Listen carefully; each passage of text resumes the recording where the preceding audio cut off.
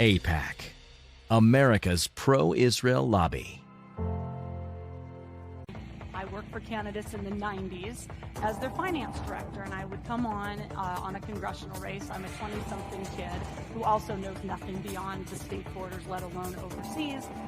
And you thought about where you're going to go to raise the money that you needed to raise to win a race.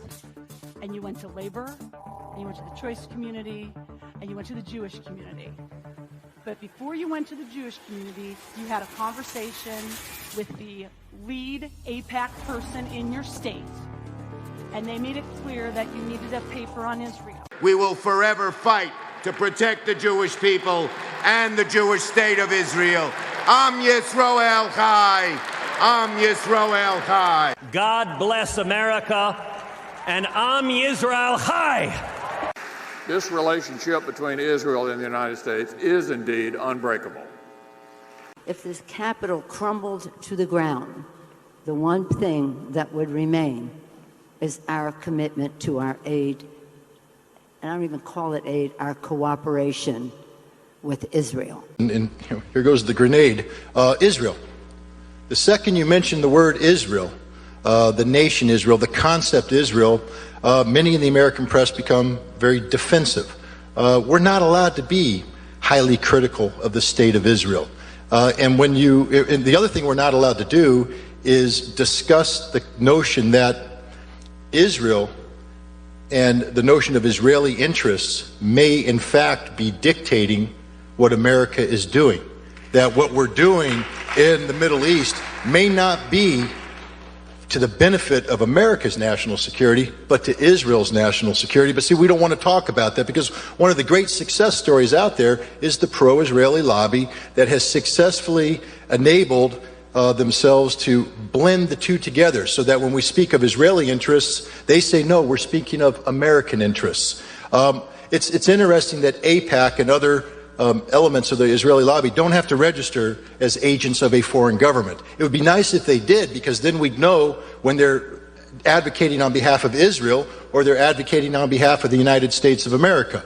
I would challenge the New York Times to sit down and do a critical story on Israel, on the role of the role that Israel plays in influencing American foreign policy. There's nothing wrong with Israel trying to influence American foreign policy. Let me make that clear. The British seek to influence our foreign policy. The French seek to influence our foreign policy.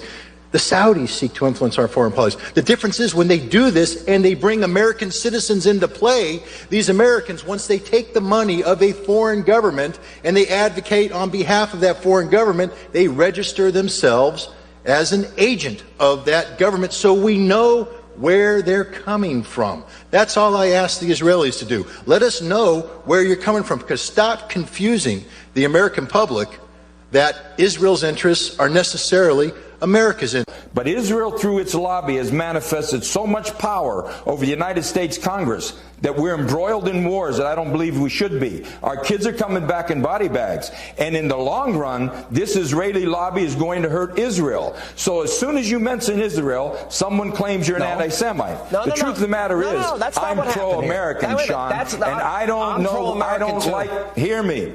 Hear me. Listening. I don't like what's happening in America today. All right, that's fair. Our kids are coming back in body bags. Wait a minute, but you're saying, we're bankrupt, completely broke. But you said they're controlling our foreign policy. They're controlling our domestic policy. Yes, I believe they are. Hear me now.